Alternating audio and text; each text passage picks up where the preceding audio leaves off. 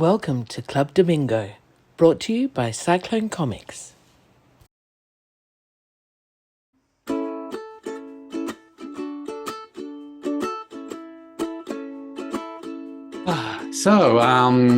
Bonsoir. Hello. Bonjour. Bonjour, bonsoir, bonjour. Me café. Yes, the beautiful French cup of tea here. I'm coming to you from Charlie the Gaulle here, a good friend of Asterix the Gaulle, Charlie the Gaulle Airport. Ready to get on my flight. We actually board in about 40 minutes, so I thought we were actually doing fine for time, which we were. Everything's gone very smoothly here, but then I've realised that, of course, we're going to board pretty early. So yeah, that's okay. Here we are. This How is are you, amazing, Gary? Actually. It's amazing. How am I? I'm fine. Yeah. I've had a pretty lazy Sunday and went to see Superman, and have had some thoughts about that on the way home. Very good. Yeah. We'll talk about that tomorrow. Next week, maybe. I hope to see it before next week. Yeah, we'll compare notes. Yeah. Oh, look at that! A cameo by Anne Marie. There she is. She's tried to be as non-intrusive as possible. She just wants that cameo listing, doesn't she? That's right, cameo by Anne Marie. Yeah, very good. I'm keen to see Superman. I'm trying not to read anything, but obviously through social media, you get, people start talking about it before you realise it. But everyone seems to have liked it, so yeah. We'll talk more about that next week. Yeah, but one thing I will ask or get your opinion about is that how come a movie like Superman will get me into the cinemas to put money down to watch a Superman film, which I'm not necessarily interested in, but I'm curious. But I haven't bought a Superman comic in decades. Yeah, that's the way. That's the reason why that movie makes millions, and the comic is sold in the hundreds of thousands, if that, tens of thousands. Yeah, very good question. Yeah, because it's I don't know, because it's familiar, because we like the movies. I mean, I know you and I like comics, but I guess it's because when we go to the cinema, this is the reason why we complain about the movies we see. When we go to the cinema, we expect a certain level of accomplishment because it costs $25 or whatever it is to go, and they've spent $100 million or $500 million on it or whatever. While we also know that the comic is still pretty much pulp fiction and is jammed out in on a monthly basis, and so I don't think we expect as much necessarily from the comic, which is unfortunate.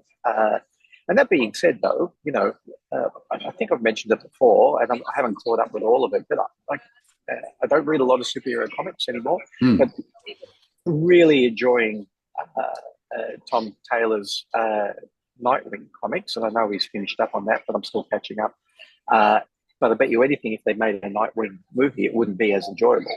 Yeah. So it's like, hard to know. It's like the Hellboy movies, miss with those ones. Yeah. It's just an interesting phenomena. Why one doesn't complement the other as much as it does. It should be more complementary. But there's this weird dynamic about movies. Anyway, it's a discussion for another time. But there's something that on the way home I was thinking, I haven't read a Superman. I only know the basics. I don't know what's really gone on with Superman over the last 20 years or so. So what got me on a seat in a cinema in Hobart today that wouldn't get me in a comic shop buying Superman comics tomorrow? It's just the other side of that coin is that what DC have been doing with their films has meant that a lot of people are not going to see the films either. That those last few films that they did in their last iteration, like I haven't bothered to go and see, and that's great. I haven't even watched them on the streaming services I already paid for. Can't be bothered. Just can't be bothered. Anyway, I'm sure they're terrible. That was just an initial thought that I had that I talked to Belle about on the way home to a certain extent as well, and I had no answers. It's just the mechanics of marketing and yeah. Anyway, so tell us. That being said, I'm super keen for Fantastic Four if they can get that right. I've always said if they can get Fantastic Four right, that is a movie for everybody. Yeah, so, it's great seeing there was a short for it with Before Superman. It's great seeing all that stuff on the big screen. Brilliant. Okay, I haven't seen a single trailer, teaser, very few photos. I'm just very quick with turning things off when I'm on social media, so I can't wait. I know very little about it. It'll be good. It'll be great. It'll be fantastic. I think it's an amazing time to have Superman and then a fortnight later, Fantastic Four. It's the old Marvel and DC rivalry again. And there's room for both to succeed. But again, even with Fantastic Four, although it's one of my favourite Marvel comics, I haven't read a Fantastic Four comic in ages, and yet I'm really excited about the movie. Yeah. And is that nostalgia? Our sense of knowing how great the comics were when we were reading them. I would if there was one superhero comic that I would like to catch up on, it would be that one. Like I'd go back. Was it Mark Waid who was the first one to really pull that back out into something interesting, or was Fantastic it Four before that? Yeah. Was it Waid and Waringo, that series? Fantastic Four? Yeah. Was that the first time it really started to come back after that 90s weirdness? When was the John Byrne run? That was wow, that was 80s. Was it? Okay, yeah. That was a long time ago. It's been that long since I've read a Fantastic Four comic. Yeah. My favourites are still is it Wolfman and Pollard that run up to 200, and then just after 200, and then Byrne's first run after that. Oh my God, just loved it so much. Keith Pollard, at that time, was incredible. Loved his work. Yeah, indeed. All right. Anyway, so quickly, fill us in on Paris and what you've been up to on the comics front there. Did you go to many shops? Yes, I did, because they're all on one strip. Oh, really? So we went to, was it 10 shops, Anne-Marie, on the 10 shops on about 1.5 blocks on either side of the street, but 1.5 blocks worth of strip. And they were all specialized. Some of them were like, one of them was just, one or two of them was just toys. At least two of them, 2.5 of them, because there was a proper one and a smaller one. 2.5 of them were just manga. Two of them were large, shiny BD shops, bande dessinée, full of albums and stuff, amazing, beautiful stuff. Two of them were just for American comics and that style of comic. Mm-hmm. I went into one, and I know that they've got another one, but in another suburb or another couple of stops away, so I didn't get to go to them. But I went into one which was just one smallish room, but like was just called collectible. Not collectibles, but vintage albums and stuff like that. So it was like, if you've ever been to Comic Kingdom before they shut in Sydney, you know those racks and racks of old stuff. It was like that, but all in French, German, and Italian. And an old man behind the counter there, talking to another guy, and obviously having a great time reminiscing about whoever their favorite old artists were. And that was a really cool shop. And they're all cool, like just incredible, and extremely well. What's the word? Lots of people coming in and out. Extremely well frequented. Yeah, really well frequented. In the time I was in the one where I bought a couple of albums, that one was called Album, I think. And there was like 2 chains on that street. Album had the BD, the American, the manga, and another little one. Another one called Pulp. Pulp had the toys and the BD and the American. Maybe they had a manga one as well. Right. So 2 chains and a couple of other individual ones. Was there one there just selling Australian comics? There'd have to be. It was called My Backpack. I actually gave a comic to the woman who sold me the albums that I bought, because she at one point she said, "Are you okay? Can I help you?" And I said, "No, I'm just looking," and I kept on looking and looking, and she finally came up and she said, "So what are you looking for?" And I help you. Obviously not in an Australian accent. She was saying it, in a a very broad French accent. Yeah. And then she spent a good 10 minutes or more just pulling stuff from every part of the shop, and it's a very big shop, and just bringing it over and saying, well, maybe you like this, or what do you after? Like science fiction, and would you rather historical drama, blah blah blah. She's pulling out, this is an award winner, this is brand new, this is a classic. Really keen on trying to find the right thing for me. Yeah, because he's a Will Eisner book that's done by some Australian character. You draw as John Law. There's a nice hardcover for you. Why are you laughing? Anyway, I did have a look around, but I didn't ask, but I did look around. Okay. Because of your accent, that's onwards with your story. Onwards. So yeah, she was so helpful that in the end, I gave her a copy of Greener Pastures and said, I make this. And she went, oh, very nice, and put it down. So I don't know, when you're standing in a BD shop, a Monday to Sunday shop with all of this incredible full color, large format, blah blah blah, and you know how big an album usually is. They're definitely embracing, and I took note of this for you, embracing larger and larger again. You can buy some really big. Wow. You get the normal one, but then you can also buy stuff that's really big as well. Yeah, right. Reprinting it, maybe in black and white instead of color this time.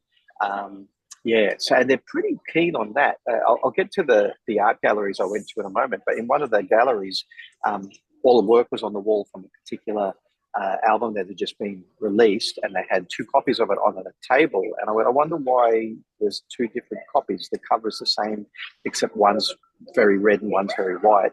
I opened them up, and one is in full color, and one's just the ink and pencil works, because there was a lot of grey tone pencil work. So you can buy it either way. And I'm like, wow, if you're keen on this guy, you can buy a piece of original artwork off the wall and buy 2, versions of the book. It was really, really nice work. And I only found it A4, even though it's being printed larger. But I guess because he was doing lots of grey tone pencil work as well, it works a bit better. Right. Anyway, back to the shops. But an interesting thing was that they had fully dedicated manga shops as well. So I know that we have Kinokuniya in Sydney. I don't know what the rest of the country does in Australia for like a dedicated area for manga. But again, one of the people in one of the galleries said manga is huge here, really, really popular. Right. So I was asking him how many albums come out, and I said, I heard somebody say 8,000 a year. He said, no, it's more like 8,000 a month.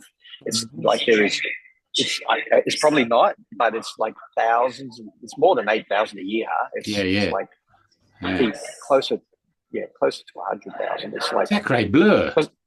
I know. I said, so do we all make a living out of this? Like, is it profitable? He laughed at it. He said it's profitable for the publishers. He said authors, and by authors he means artists, writers, both, either. He said there's only maybe a couple of hundred that make a living out of it, even though there's that many albums produced.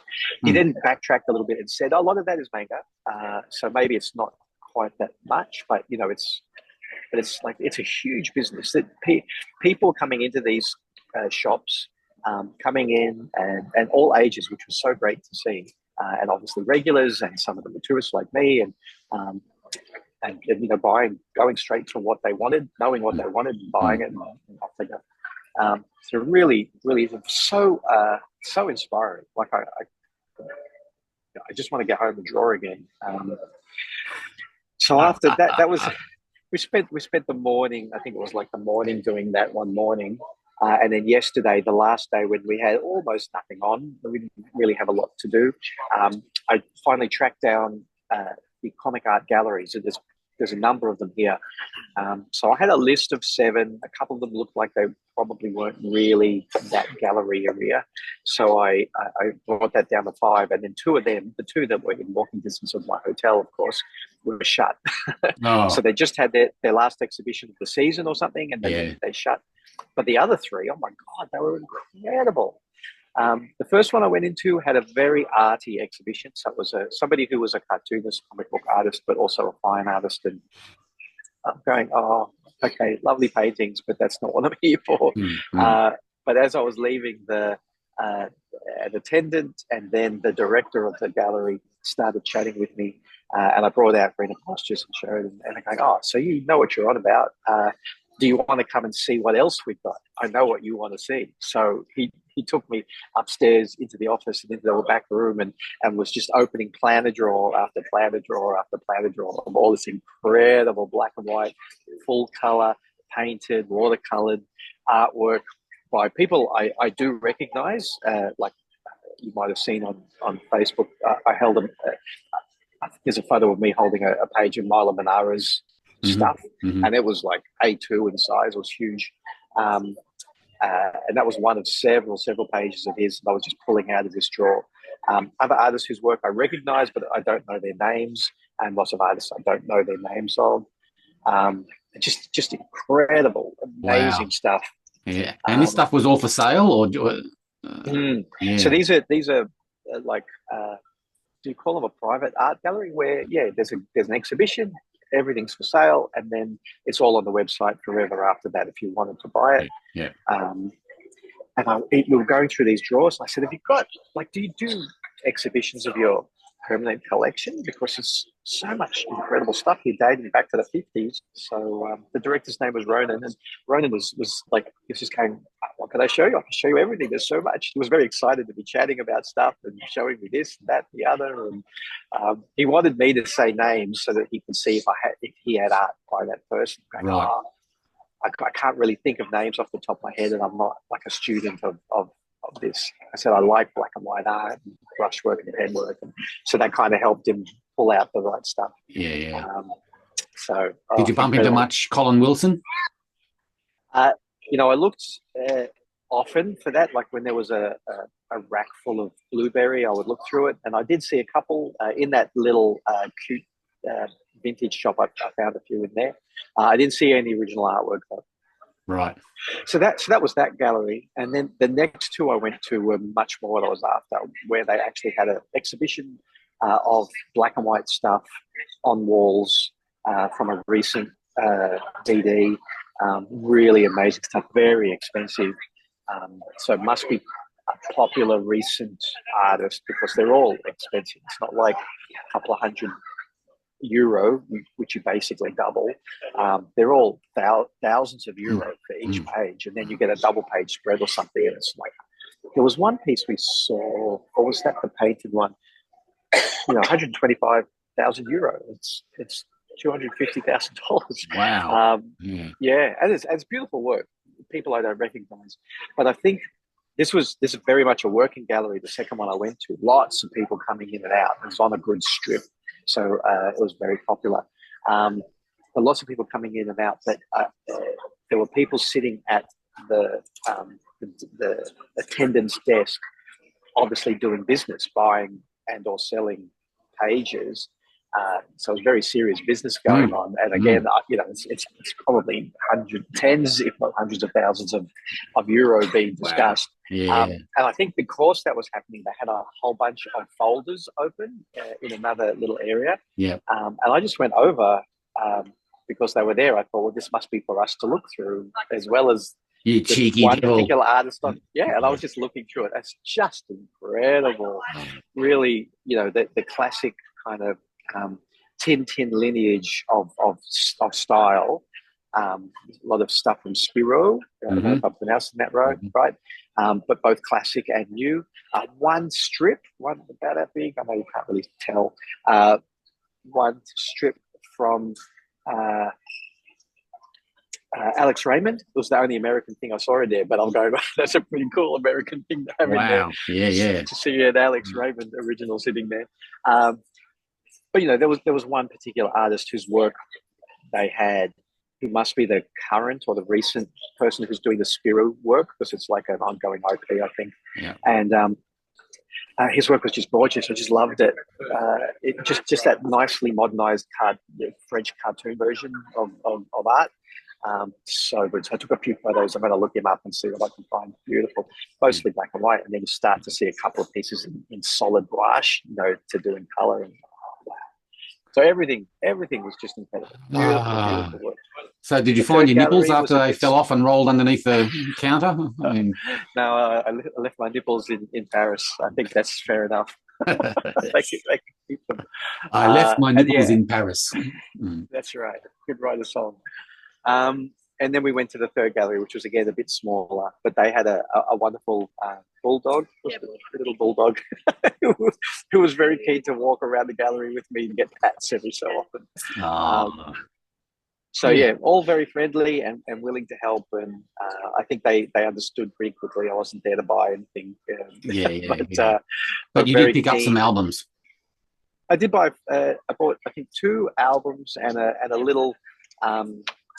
Really interestingly, because you and I are both talking about collected issues, and you're going larger and larger, and the whole idea of doing trade paperbacks in our parlance and their parlance to do the albums, etc.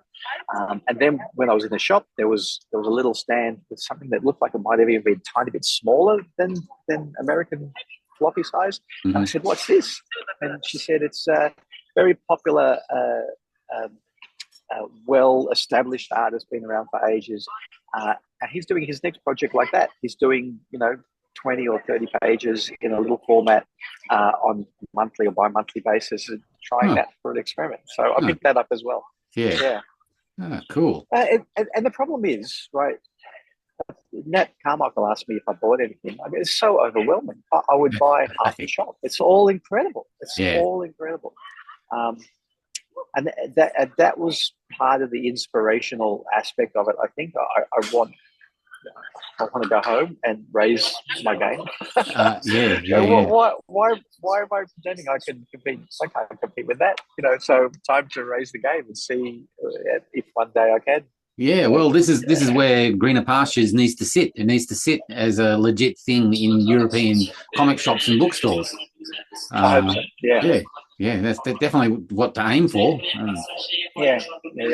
And that's what doing this short and all that kind of stuff is all about, is just getting it to that next level, raising it high and pushing.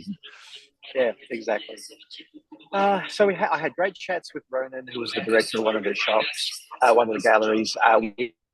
We met up with Nathaniel from Kapow. I noticed that. Kapow. Yeah. So if you've never watched that, he's Australian, and he took over Kapow from the people who first started it. I don't know, 5, 6 more years ago. Yeah, he came along for the Adventure Illustrated launch. That's right, and he helped us with the last Ledgers that we did, which was the live broadcast from King's Comics. In 2020. So we all know Nathaniel very well. So we caught up with him and had some chats. And he's based there now, you said? For, I guess, the foreseeable future. He and his French partner have moved here with the kids, so they're going to be here for a while, I think. Yeah. Cool. Yeah. So we have a man on the inside. We have a contact. He's trying to make networks and talk to all the right people. Yes.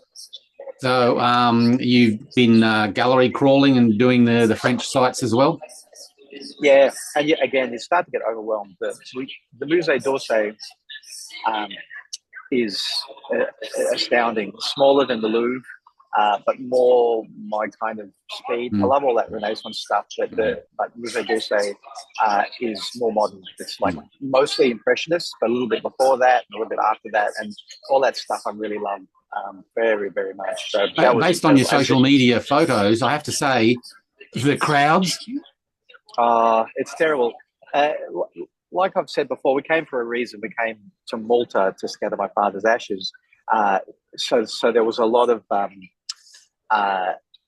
moving parts we had to organise with a lot of other people. I think we're going to board soon, so we might have to cut this short. No, anyway, okay.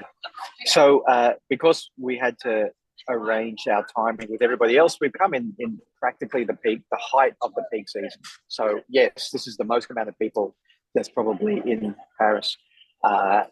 So it was crazy, really, really crazy.